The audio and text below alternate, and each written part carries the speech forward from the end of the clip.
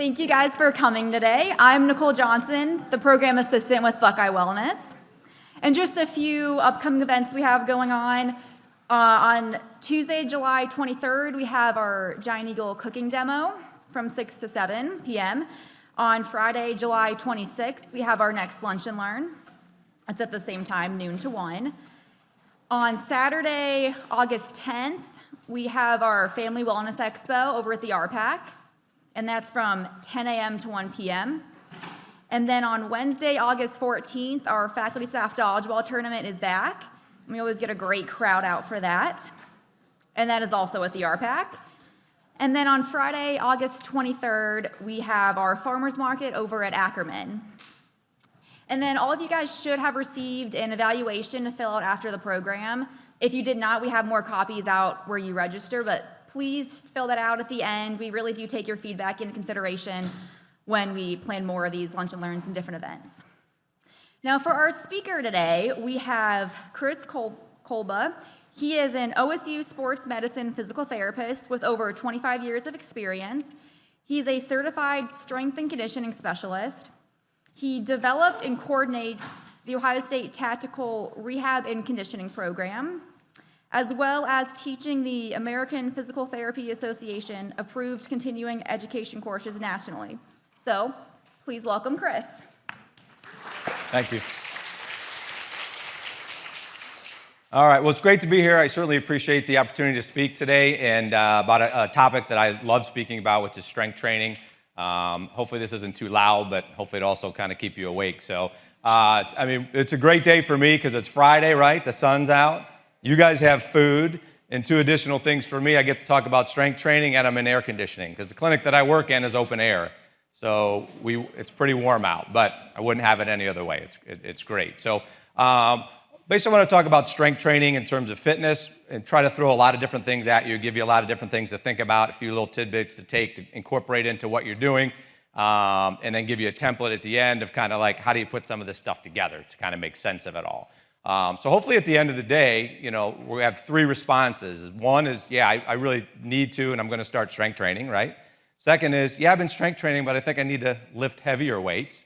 And then maybe the third response is, thanks for the lunch, but I'm good where I'm at. So any of those is okay. So pretty simply stated, our objectives, just talk about some components of fitness, discuss the need to strength train. Obviously, that'll be kind of the crux of what I want to try to talk about. I find that like my mission nowadays is to really try to educate people and get them to understand the need to strength train and why that will keep you independent and functional as you get older.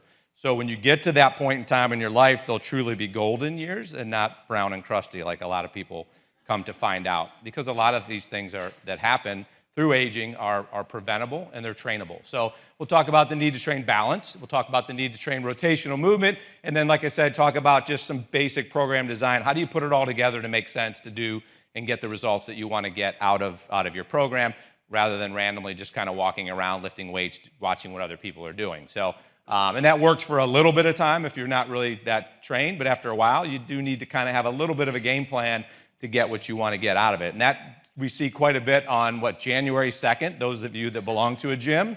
It is packed, right? Everybody's in there doing their thing, walking around, like they see people doing stuff, and then they're like, okay, I'm gonna try this, okay, then this guy's over here doing this, and then like a month later, they're gone, right?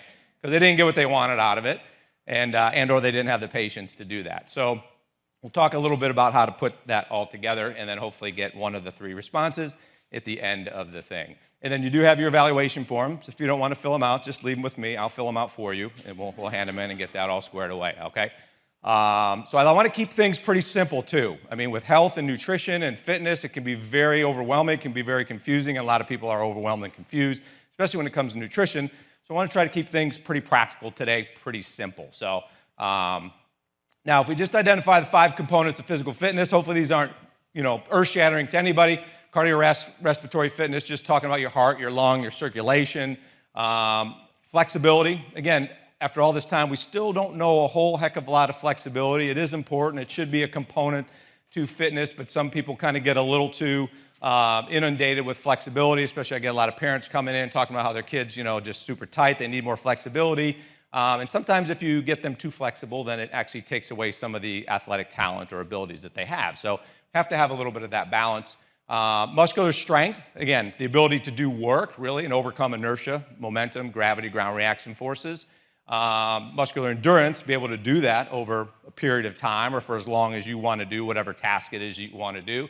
And then body composition. I mean, usually if you take care of muscular strength and you eat right, your body composition typically does okay. When you look at a lot of, I kind of always point to CrossFit. You know, you look at some of the ladies there, they're really watching their nutrition, they're lifting super heavy things, and they look really good. But they don't look really beefy either. So they just have nice, lean muscles, strong bodies. So again, if we can kind of get strong today, continue to stay strong, there's going to be a lot of benefits to that. So these are the 5 things that I classify as trainable changes. So a lot of people want to blame their situations, especially from a health and fitness standpoint, on genetics. Well, genetics is only about maybe 30 to 40% of the equation. So I try to empower them and let them know that, look, you have control over that. Your genetics may load the gun, but the environment you put yourself in will pull the trigger. So again, if it's 30 to 40% of the equation, you have control over 60 to 70% of that. So these are kind of the things that change as we age, things that are trainable and things we have control over. Now, the discipline to do all that is a different story. But strength, we know we lose strength as we age. It's trainable, it's preventable. Multiple studies have shown that. We lose balance, that's the other thing. A lot of people understand the fact that as you get older, your risk of falling increases, but they don't always understand that balance is trainable, and it's a component of that, and strength is interrelated to that balance.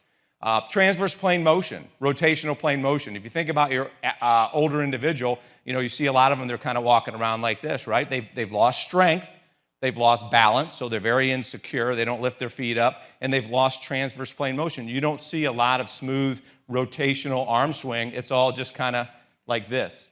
And it's really the rotation that drives you forward. So by incorporating that into your training program and continuing to maintain that, helps you be efficient with movement in terms of overcoming gravity, ground reaction forces, and momentum. Cardiovascular status, obviously, is trainable as well. And then osteoporosis. We all know that weight-bearing exercises can improve bone loading, but it has to be of a significant intensity. You have to lift enough weight and load the body enough to make those changes. And that's where a lot of people, or some people, get into trouble because they're not, especially, I don't mean to point fingers, but you ladies, you usually don't lift enough weight or you don't lift heavy enough weight to get a lot of the changes that you would like to have. And then obviously, you know, 60% of your adult bone is formulated in those adolescent years. So when I think about that, I'm thinking about soda, junk food, you know, just all the crazy stuff that our kids do.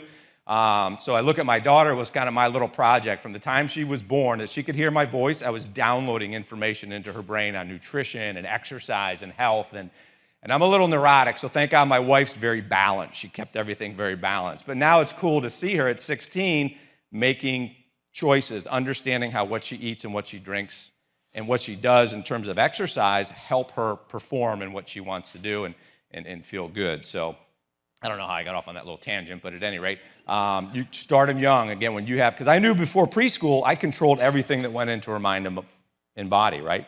Once preschool hits, forget it, right? Snacks, cupcakes, all that stuff. But you got to just balance it out. So osteoporosis, just through education. And again, why do we need the strength? When I think of strength, I like to establish or think about having a really big, good base of strength, because the analogy I use is like, it's like a glass. So absolute strength is like a glass. So the bigger your glass, the more things you can fit into it. So for example, you can't be powerful if you don't have a good baseline level of strength. And getting out of a chair is a power event.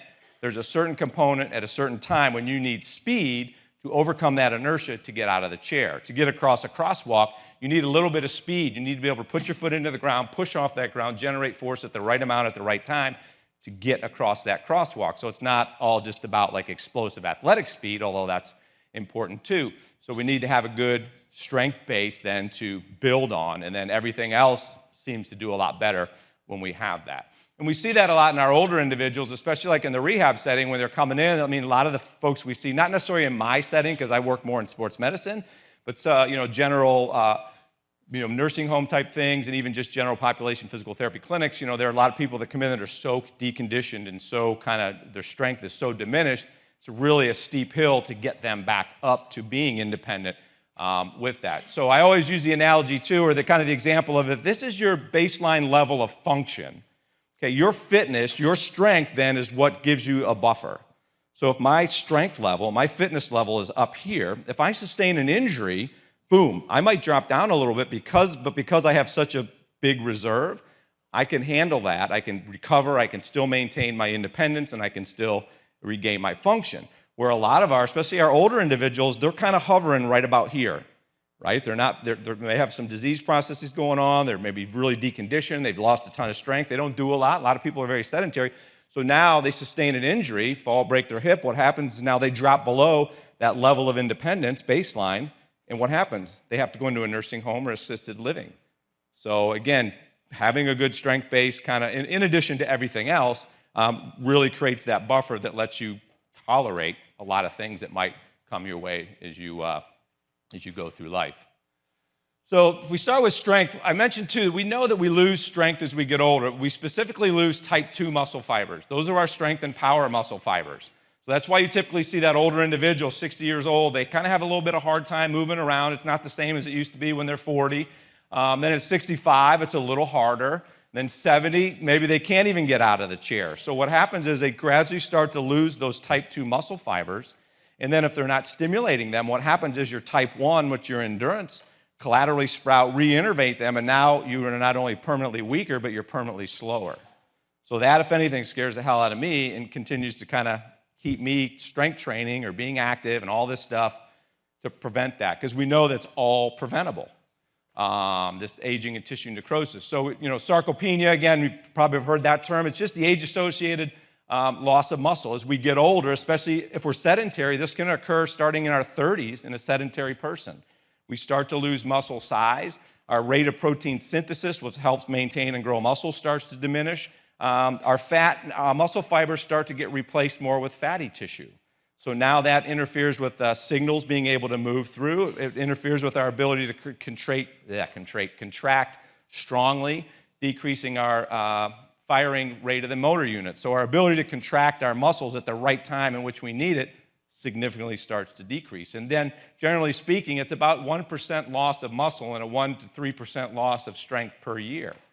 So you know how it is. You graduate from college, right? You get a job, you get married, you have kids, 30 years goes by, and you're like, holy crap, what happened to me? So take 1 to 3% times 20 to 30 years. I mean, that's a big chunk of muscle that's lost. Now, the good thing is it's trainable. We can start to make that up. But again, the farther down that rabbit hole you go, the more steeper it is to come back out. So we talk about strength training. I talked about being able to, or having to lift enough weight. So there's a study that Feigenbaum did where he followed about 80 to 100 women around a YMCA, and they were just working out. All they did was record everything that they did. They let them self-select everything. They just recorded it. And what they found that the average woman was lifting and handling about 40% of her max. So even though she was in the gym, trying to do the right things for the right reason, she was falling well below the intensity she needed to get the things she wanted. A more stronger body, more toned muscles, and bone loading. So if you're just starting out, maybe 50% is probably adequate, but again, once you start training, if you're training, we need to get into intensities or weights where you're getting into that 80 to 90% loading to maximally stimulate those things that you're after. Your body to look great, your muscles to be strong, and your bones to be loaded. Now, the good thing is for you ladies is you don't have any testosterone, so you can't get bigger. And I always fight that in the clinic when I hand that little lady the 2-pound weight, and she's like, hold on a second. I don't want my arms to get really big from lifting that weight, right? So I'm like, oh, okay, it's fine. We're good. We know some stuff.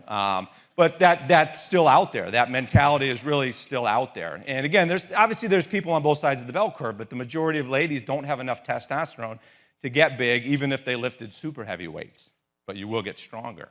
So again, we have to kind of overcome that a little bit. So we want to kind of get into lifting heavier weights for that reason. So Joe Signorelli wrote a great book, if you're interested. It's called Bending the Aging Curve.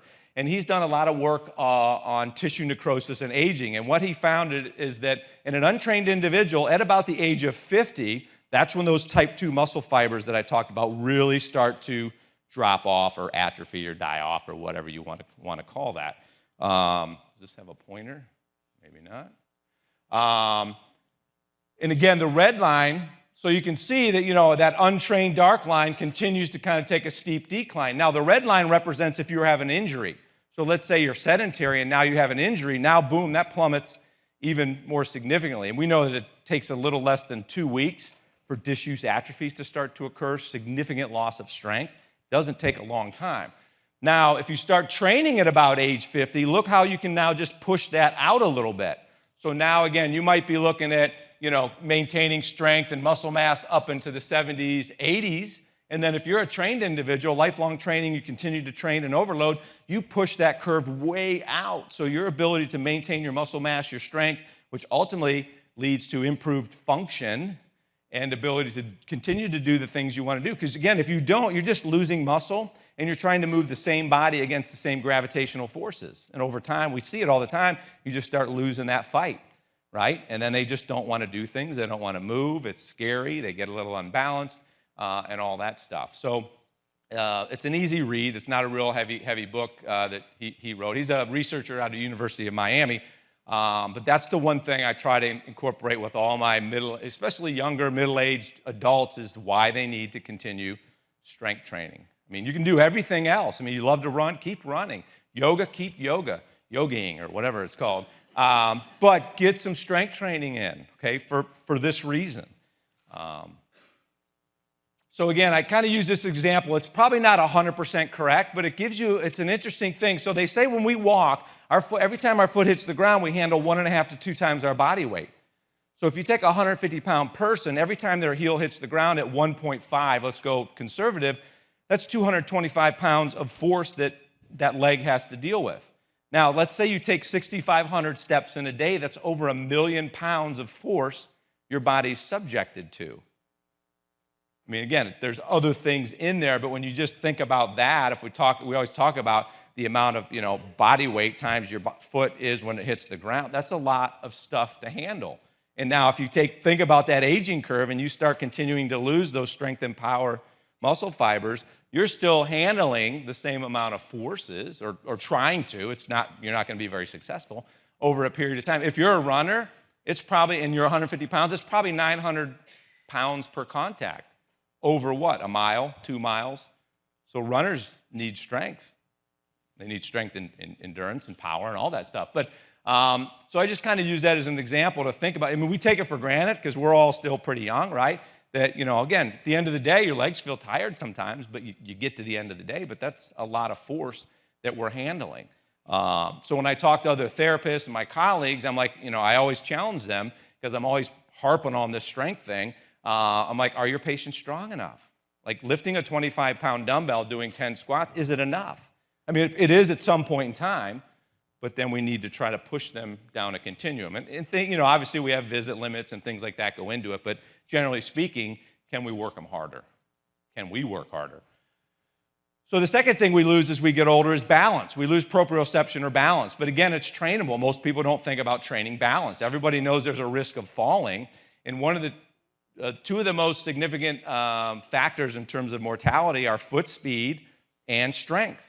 Because again, if you catch your toe, can you get your foot out fast enough, and then do you have enough strength to decelerate your body before you fall down, break your hip, develop pneumonia, and you know the rest of the story in probably, 70-some% of those situations. So again, training balance is a huge thing, and it's trainable.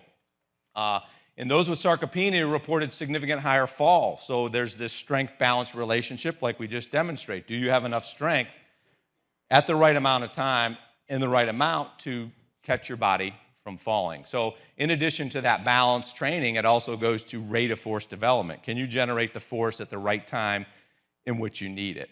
So we do a ton of balance stuff with our rehab specifically people and a lot of our athletes, because again, it doesn't do any good if you can squat 500 pounds if you can't use it on the field when you need it, or in life when you need it. So again, another thing we can work on, balancing, simple, just brush your teeth standing on one leg.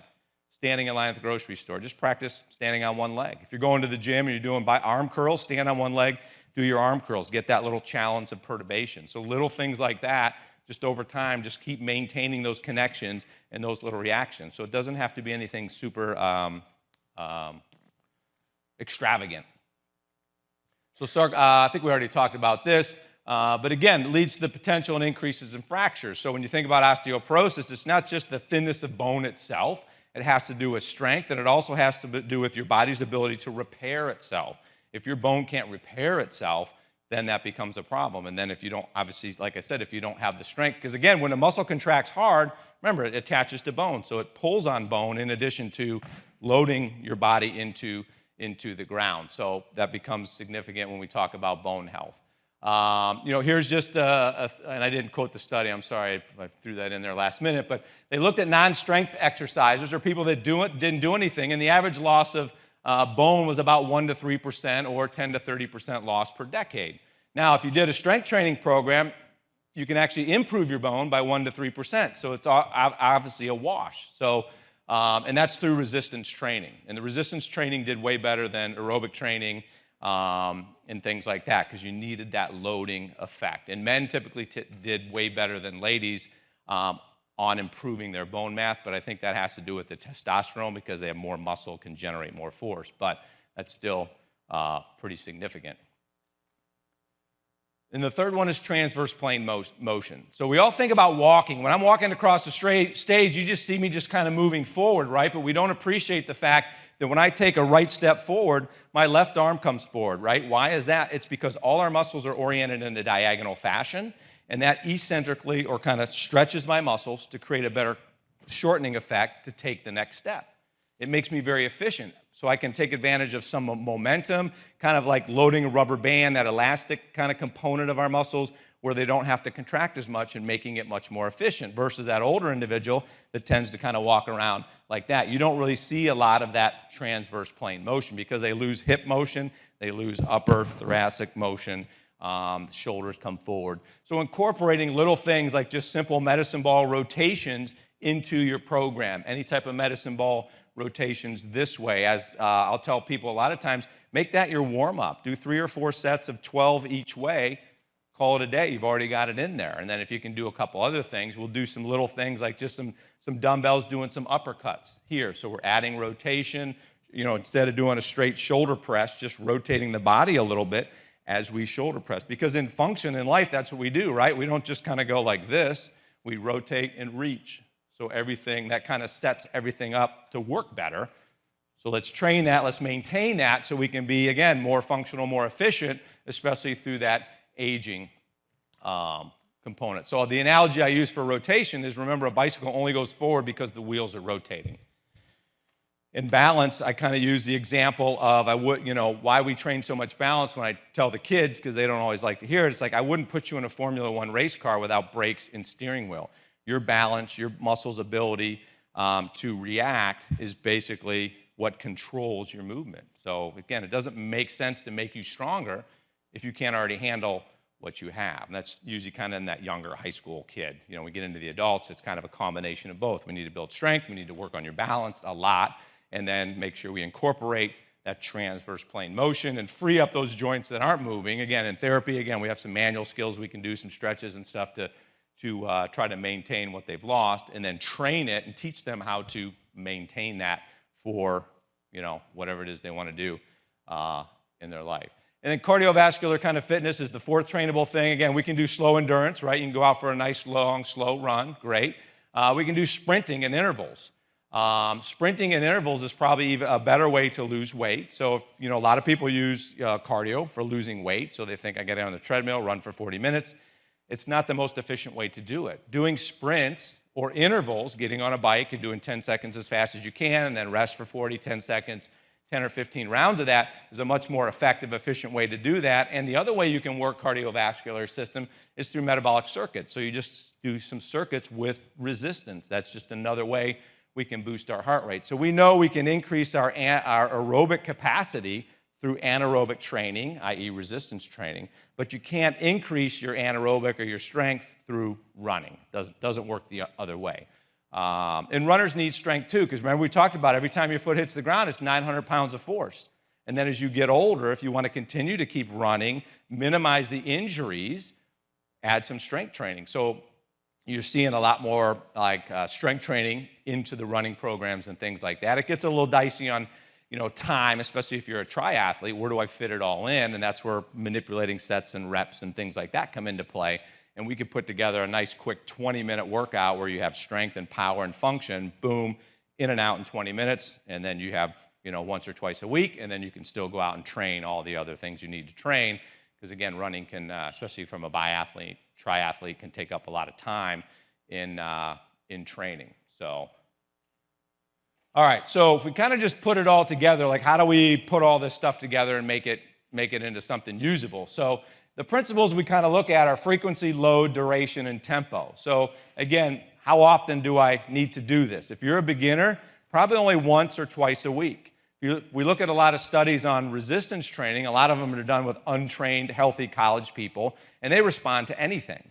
So again, 1 to 2 times a week is probably plenty. As you start to get more fit, as you start to get more accustomed and your body adapts to what it is you're doing, you can start to move up into 3 times a week, 4 times a week, 5 times a week, even 6 times a week working out. You just want to make sure we're changing things. We just don't want to do the same routine every single day, because your body will just kind of get a little stale. It won't really respond, and then it also kind of sets you up for injuries. Load, how much weight? Okay, that's a little bit of a guesswork, and even like in therapy, we just kind of guess. I think you could probably do bicep curls with 10 pounds. Let's do a set for 12 reps. How was that? It's a little easy. Let's bump it up for the second. So you got to kind of find your weight, and then you start kind of moving from there. And these are kind of from the American College of Sports Medicine kind of general guidelines, but and then adding 5% per week, if you're able. If you can't complete whatever it is you're doing, let's say it's 3 sets of 12, then you probably don't need to boost your weight up yet. Try to get those 3 sets of 12 and then kind of maybe go up by about 5%. Again, if you're more experienced and you're lifting and you understand, you could change that a little differently, but in general, that's a nice, safe progression. But the key is to always be trying to progress. Maybe not every week, but every so often, because otherwise you're just going to become stagnant, and then you actually might start to go the opposite way. Duration, how many sets? Again, a beginner, 1 to 2 sets is probably all you need to do. And then if you get more advanced, you probably need to do more volume. So you need to do maybe 3, 4, 5, 6 sets, because studies have shown that the person that's trained needs more volume because their bodies, again, we all have a potential of how strong and how fit we can get. And the closer we get to that, those changes are less.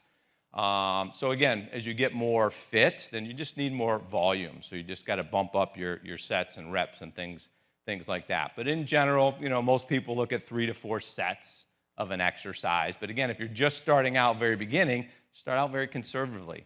Last thing you want to do, and we've done it before, is work out. I worked out with a friend. They try to do everything I've been doing. They get so sore they can't get out of bed. They're never working out again, right?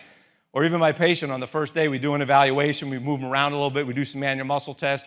They call the next day, cancel all their appointments. I'm never coming back. You made me worse. Well, I didn't make you worse. I just forgot to tell you you're going to be a little sore tomorrow, right? And guess what? Tomorrow it's going to be worse because 48 hours is even worse. So again, just keeping it, reasonable. And then the tempo, a lot of people forget about. Us guys are guilty of that. Nice controlled movement. Typically, they say about 3 seconds down, 3 seconds up. You watch some of us guys in the gym, pushing it out like it's whatever.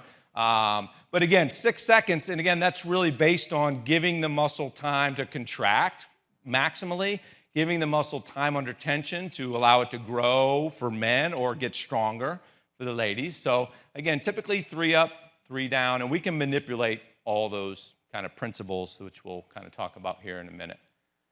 So if we look at this basic program design, there's 1,000 different ways we can do it. I'm going to give you 2 templates of ways that are kind of real basic in nature. And you probably have heard of hypertrophy, you've heard of strength, we've heard of power. I've kind of mentioned that through today.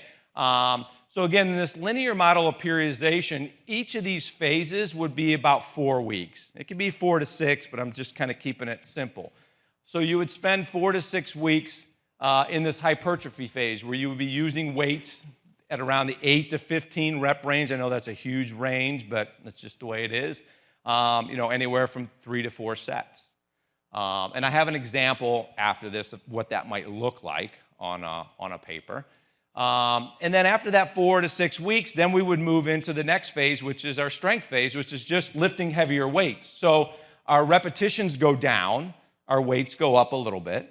And we would spend maybe 4 to 6 weeks in this strength phase doing whatever exercises you would like to do. And then we would move into the power phase, which is really, I would rather call that maximum strength phase, but just the way that this is presented, it's called a power phase. Now you're lifting maximum weights for very low repetition. So anywhere from 1 to 4 reps. And again, probably on the 4 rep scheme. Again, going with 1 rep can be a little dangerous. Obviously, it's a lot of load. So maybe around that 4 rep range, again, for that 3 to 4 sets for a couple weeks, and then you would start back up on the hypertrophy phase again. And then if you wanted, you can just continue to cycle through that over and over and over again, because what that does is it manipulates your sets and reps that allow you to prevent plateaus, to continually challenge your body, hopefully reduce some injuries, and then obviously you would probably change your exercises here and there, but generally speaking, that's how you would kind of set up your program. And the whole purpose of that hypertrophy phase is just to start to get your muscle a little tone or bigger if you're a guy for the next phase, which is lifting heavier weights. And the whole purpose of the strength phase is to lift heavier weights to now take that muscle, make it even stronger for what? The next phase, which is lifting heavier weights in maybe that 1 to 4, 3 to 4 rep range. So you get that progressive overload. And this, again, this power phase here, this 4 rep max scares a lot of, I know I see it in your eyes, scares a lot of you ladies. But again, and that's why you want to go through it kind of physically. So you generally prepare your body and your muscle and they adapt and you progressively get down to that point. You wouldn't want to just jump in and say, hey, Chris told me I need to be lifting heavier weights. I'm doing 4 rep maxes on everything tomorrow at the gym. No, you wouldn't want to do that if you're not accustomed to doing that. So you would want to work through that phase because your body's going to be prepared. And then again, if you're kind of really getting after it, then you could take a couple days in between each phase, and that allows your body to kind of recover. It allows your mind to kind of recover, allows your central nervous system to kind of recover, and then boom, you get refreshed, and now you move into the next phase. 2-3 days. We're not talking a week, 2 weeks, anything like that. Because again, you don't want to go too long because then you start losing some of the effects. But rest is a good thing. I think most kids underappreciate rest. Most older people overappreciate rest, right? I'm getting older. I need to slow down. I can't be doing anything. I'm like, hell no. You need to be kicking Father Time's ass every single day and don't stop, right? Otherwise, he's going to kick yours, and that's no good. Like, you control all that stuff. So give him hell every day. Well, maybe take a day off here and there, but in general, don't stop. Like, no, don't stop. You're getting older, keep going. Go more. Like, be smart. Like, we have to, definitely have to train a little different, but still need to train hard. We just need to train a little smarter. Our bodies do change. We recognize that. We do need a little more recovery, a little bit more rest, but can still train hard and still get after it every day. So that's what this program might look like if I just threw some exercises up there. The exercises aren't important. They're not like the extra. I just threw some stuff up there to give you an idea. So here we would work out on Monday and Tuesday, take Wednesday off, Thursday, Friday, Saturday, and Sunday off, or what more maybe recreational stuff. So on Monday, we might kind of go with more like a bodybuilding approach, like with this example here, where we did like chest, looks like chest, shoulders, and some triceps. And then on Tuesday, we did some legs, we did some back work, and we did some biceps. And then coming back here, we're going to do the same thing. I just changed the exercises for variety. You wouldn't have to. I suffer from fitness and rehab ADD, so I always change things because I get super bored really easily, but it's still working towards the same goal. So here we're still doing chest, shoulder, and triceps. We just changed the exercises a little bit. And again, on Friday for legs, again, we hit lunges, deadlifts. Again, we hit back, and then we hit some biceps, and then threw a little core in throughout there as well. So again, working in the strength phase. So remember, strength was at 6 to 8 rep range. And again, that's maybe vary a little bit depending on who you read. So we can still manipulate things within a phase. So here for the first 2 weeks, again, let's say this is a 4-week program or cycle we decided to do. So for the first 2 weeks, I'm doing 3 sets of 8. So the weight's a little bit lighter, I guess you can say.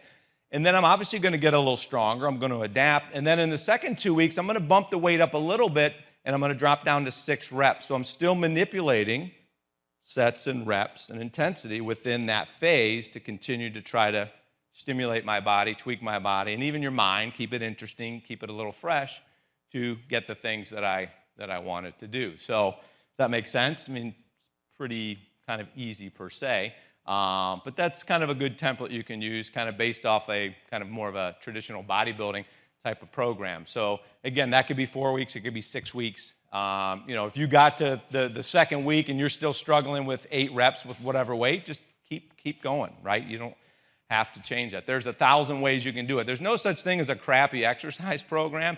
Just be consistent, right? Especially starting out, I'll tell people it doesn't matter. If you're just starting out, just do something. Just be consistent, right? And also realize there's no workout plan that's going to make up for a crappy diet. I mean, sorry, I wish I could give you that. It's not true. You have to add that component to it, and that's, you know, maybe another lecture, something else to talk about. But be consistent. It's okay. It doesn't have to be perfect. And that's where I think people get a little overwhelmed when they see some of these programs and kind of listen to people talk and think it has to be this perfect, well-rounded. It doesn't.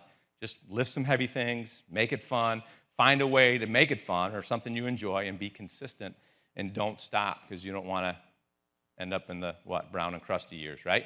We want it to be gold.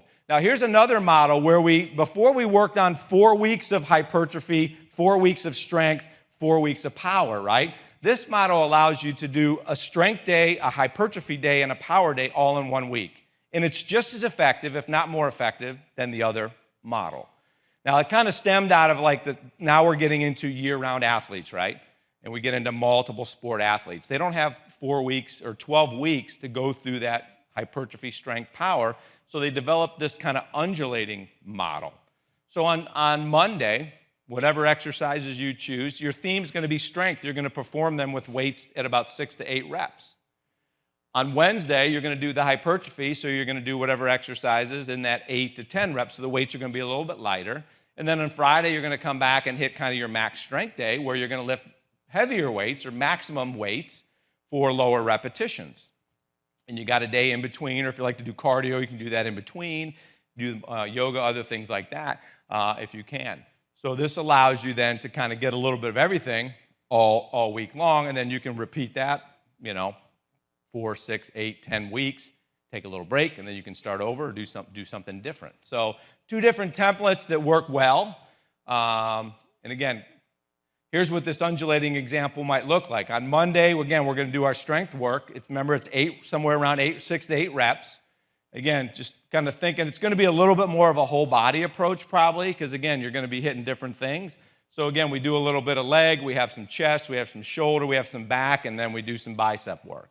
Okay, a little bit of more of a whole body type of thing. On Wednesday, we're kind of in that hypertrophy, 12 reps, that lighter weight. So again, whole body. We're going to choose a different leg exercise, maybe a different chest exercise, but again, it's going to try to encompass a little bit of the whole body. And if you did 2 to 3, sets of each, it doesn't take a long time per se. And then on Friday, we're going to come back and hit kind of that max strength, that power phase, 4, maybe up into 6 reps is maybe more reasonable for our average individual. And again, with another kind of whole body approach with that as well. So again, even within this, you can see there's a little bit of manipulation where we did kind of a moderate strength work followed by a lighter strength work and a hypertrophy, because then that kind of gives our body time to rest a little bit to come back on Friday and hit that kind of max strength. So we're still kind of manipulating things within that. Because again, you could go hypertrophy, strength, power, but then by the time you got to Friday, again, if you're really getting after it, after you kind of get into it, you might be kind of fatigued on Friday and you can't really get quality work out of it. So the other thing too, if you're going to do strength and cardio on the same day, just FYI, try to do your strength training first. It requires more energy to get more bang for your buck. So do your strength work first and then do your cardio if you're going to do them on the same day. If you can do them on opposite days, that's optimal, but who's optimal anymore, right? So if possible, that would be a better option for that.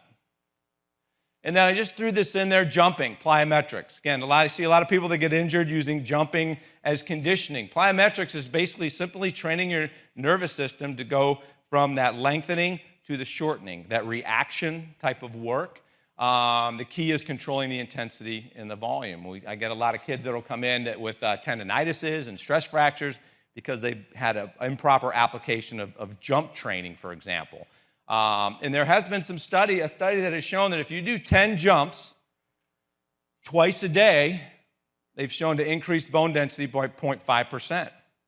So if you just do that, and then also if you're doing some strength training, remember we talked about the, 1% or whatever, that 1 to 3% we can improve, you can make some nice changes on bone density. So 10 jumps twice a day, simple.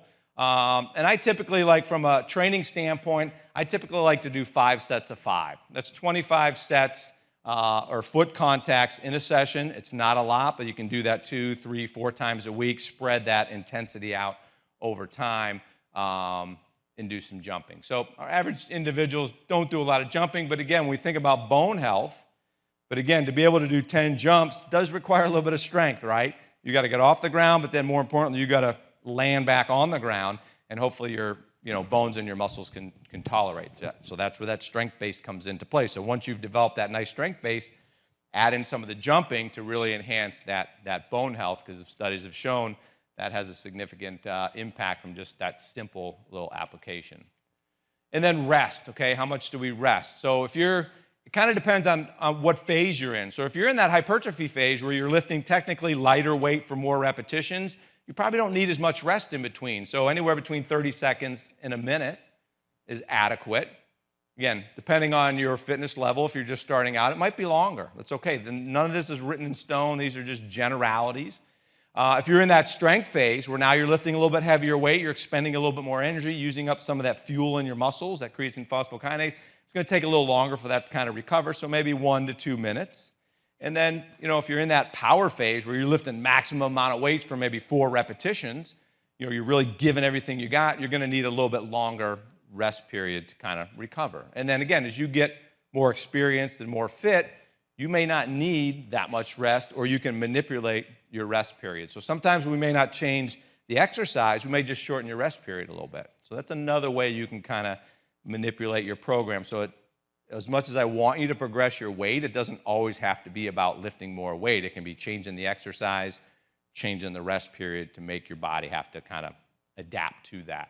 And then making sure we're getting enough sleep, right? That's the hardest thing for all of us. I know I get my second wind at about 11 o'clock, and if I'm not in bed by then, forget it. I'm up, which happens a lot. So the importance of the sleep that everyone talks about is getting into that stage 5, I think it's stage 5 sleep, where your body goes into repair mode. That's where it releases growth hormone, serotonin. It starts to repair your body, re-nourish it. So if you're not getting enough sleep, you're never getting to that stage. So over time, your body just starts to kind of take a tumble. Now, like I tell a lot of people, our bodies are super resilient, right? They get up day after day after day. I see people all the time that eat like crap. They don't drink a lot of water. They maybe drink too much alcohol, party too much, but they're out of shape and overweight. They just keep getting up every day and keep going. Now, it's not optimal, but eventually you're going to lose that war. Your body will eventually give out on you. So again, if you're not sleeping long enough, that takes its toll on your body too. So if you're really trying to maximize your fitness, sleep is important. We now know, you're hearing a lot about the importance of sleep and weight loss.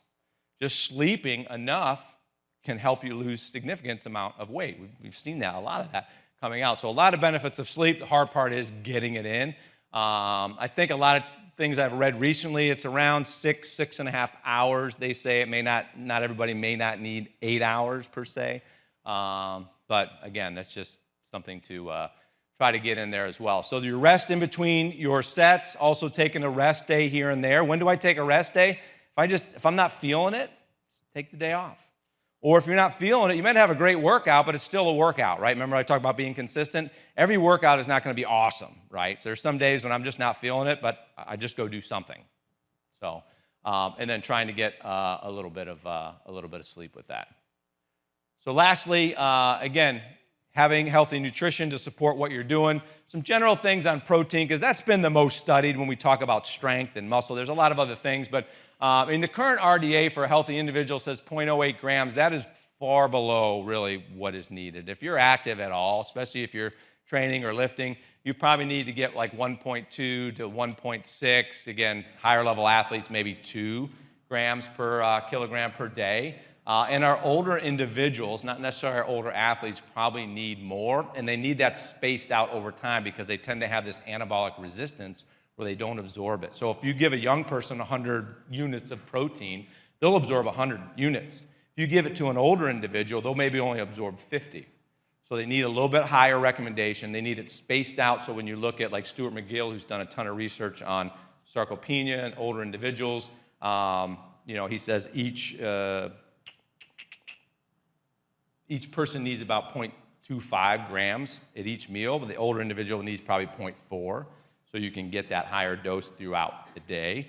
So again, keep that in mind, for parents and things like that. They probably need a little bit higher amount because they will have a little bit of a anabolic resistance. And again, you hear some things about protein timing. When do we need to take it? Honestly, if you're just working out, it doesn't matter. As long as you get the right amount of protein within the 24-hour period, you're fine.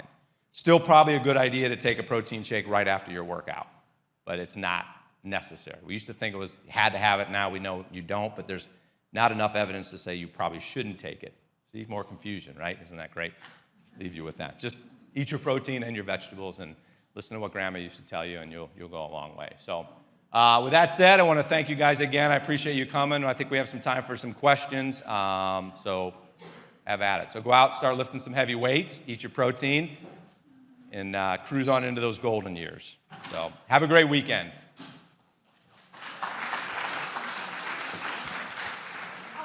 All right, guys, so thank you, Chris. That was awesome. We're going to do about 10 minutes of questions. If you guys would wait for a mic, we're going to be that side of the room. I'll get this side. We have people listening to the webinar, so we'll have you over here as well. And also, last reminder, please fill your evaluations. Turn them into Kara at the back in the red shirt, and also turn them into pencils. All right, so questions. In other words. Those pencils. I had a question about the jumps in particular. So does that include like jumping jacks, or just your image showed just jumping straight up and down? But what are some examples of the jumping you can do? Yeah, when they did the study, they just jumped up and down. But really, to me, jumping's jumping. So I think as long as you're getting off the ground a little bit, it's really the impact, that loading of that couple times body weight that I think really makes a difference. So in that study, they were basically just kind of just jumping up and down. But the main thing when you land is you don't want to land on a stiff knee, just FYI. When you land, absorb that shock, use your muscles, so you're not, that's not good either. But it was just jumping straight up and down.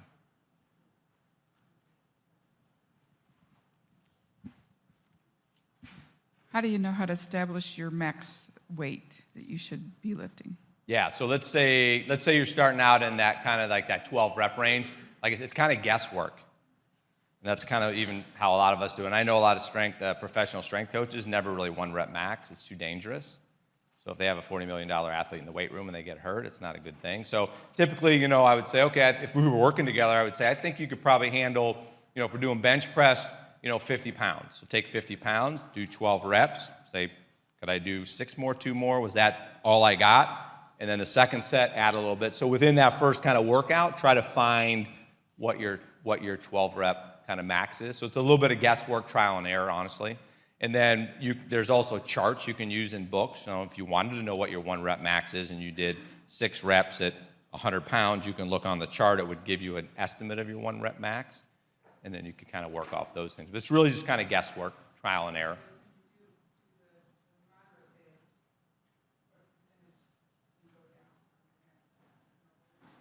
Yeah, again, it's just kind of guesswork. I don't work off percentages. I just kind of go with, I was doing this, 100 pounds for, 10 reps. I'm going to go to 8. I think I'm going to put 120 on.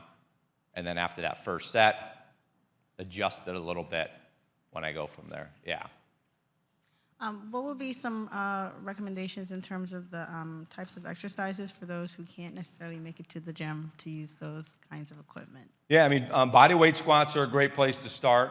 Push-ups, lunges, grab a can of paint, hold on to that can of paint, grab some stuff around the house, stuff like that. You can do arm curls with detergent jugs or just carrying detergent jugs up and down the steps.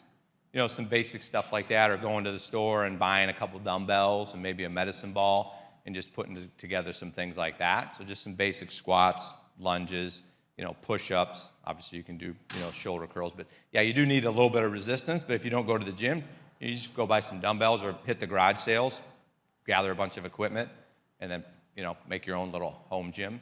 And you don't need a lot, just some dumbbells, maybe a medicine ball if you want it. You probably have stairs in your home. You have some other things you can use, but a couple different sized dumbbells can do quite a bit. So it doesn't have to be super fancy. So.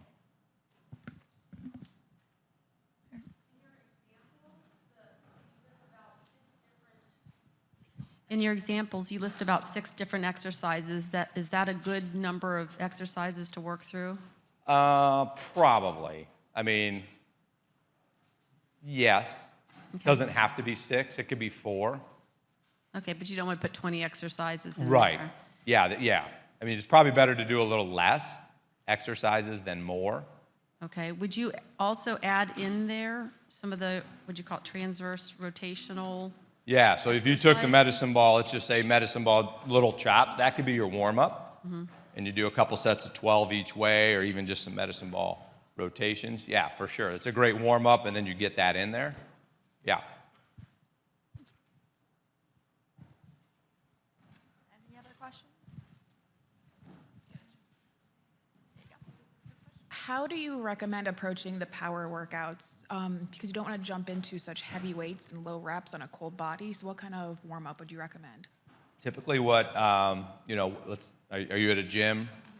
Maybe jump on the elliptical, whatever you do for 5 or 10 minutes, then warm up. Maybe you do some of those medicine ball chops, and then you might do a couple sets of like maybe 8, maybe a set of 8, a set of 6, and then go down and now start your working weight of 3 sets of 4. So you actually, a lot of times what we'll do is we'll just use lighter weights of the same movement, maybe 2 or 3 sets to kind of warm up the actual movement, and then drop into that heavier load, yeah. Do you have any YouTube videos or like anything that we can watch to get more practice? Oh, do I have some videos? I don't, but with the internet, you could just Google anything now and get it. If you wanted to know how to do the bench press correctly, you could just get that on YouTube. I don't have any videos myself, but yeah, with the internet now, you could easily get a lot of good information, especially for technique and stuff like that, and even programs. So, yeah, maybe that's my next project. I'll get some videos together. Do you have any extra tips to counter middle-age weight gain? Ooh, yeah. Resistance training, heavy. And then really kind of tuning up the diet. Like, you don't have to be super strict. And then, if you find you're really plateau and you just can't, then there's probably some underlying subclinical inflammation going on that needs to be addressed that's probably limiting your ability to burn fat or lose weight. And that would be something that a physician would have to try to figure out what that is and correct that. Because again, I know as we get older, our markers of inflammation start to increase, especially if we're not exercising. That all kind of gets dropped down if we're exercising. But there is this whole subclinical level of chronic inflammation that seems to be gaining popularity and being linked to a lot of different disease processes. And one of them is an inability to burn fat or lose weight or gain weight. Everybody always goes to the thyroid. I mean, that's always possible, but a lot of it might just be tuning the diet and the exercise program in terms of lifting maybe some heavier weights, kind of getting that metabolic effect to kind of get past that plateau. So it's kind of a 25-cent answer to a $1,000 question, but a lot of different things. But just based on my scope, it'd be that, fine-tuning the diet, looking at kind of the strength training effect, maybe some interval training.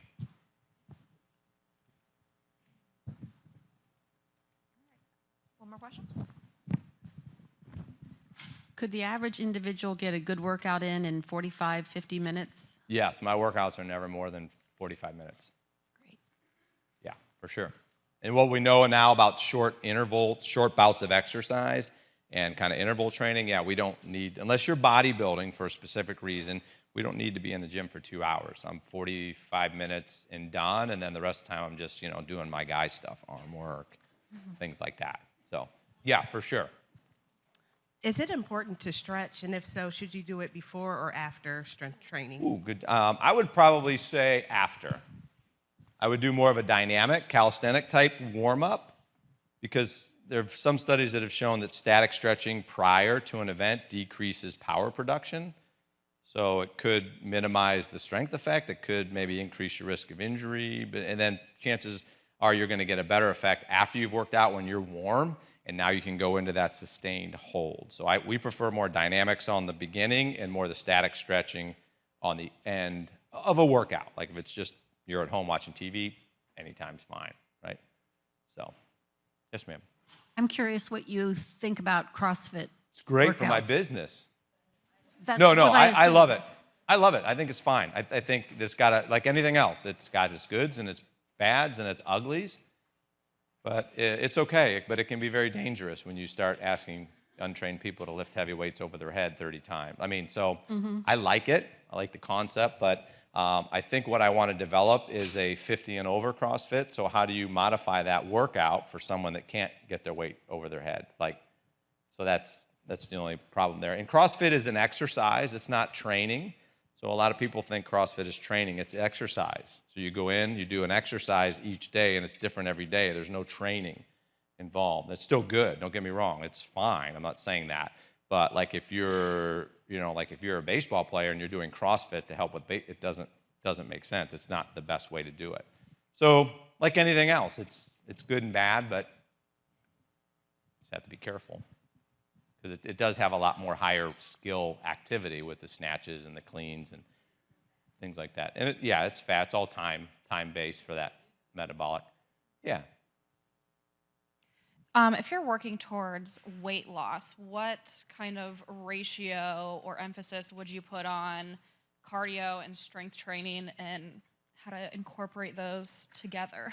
Yeah, without I would. being at the gym for 2 hours. Yes, I would go with our strength training program, working down into the heavier weights, right? So maybe 40 minutes, whatever, 40, 45 minutes. And then I would do, if you're able, sprints. So if I jump on the treadmill for 40 minutes and I go at just a decent clip, I'll burn about 350 calories before I dig my eyes out because I don't do any cardio. I don't like it. But at any rate, so my little experiment was 350 calories. If I run 10 sprints from here to there and I just walk back, it takes me 14 minutes and I burn 180 calories. But here's the kicker. After those sprints, those 14 minutes of work for the next 5 hours, I burn 1,000 calories recovering, where after I get off the treadmill, I burn maybe 100 or maybe 200 more calories. So that's where the payoff is with the intervals. So I would go more interval type training. My knees hurt, get on a bike, arm bike or some sort of metabolic type of thing that way. I would couple those two. Would be probably a more efficient way to get that done. Question. I've been going to Orange Theory with my partner since like March. Why is it that men burn so much more calories than women? Because they have more lean muscle mass, just in general. So generally, too, women mature sooner than boys. So you guys can start weight training earlier than boys. But because you have less lean muscle mass, just FYI, you will decondition a lot faster and a lot sooner than men, i.e. the need to strength train. But it's because we have more lean muscle mass and muscle's more metabolically active. So, yeah. But keep on going. Keep on working. Don't stop. All right. Good? All right, everybody. Have a great rest of the day. Thank you.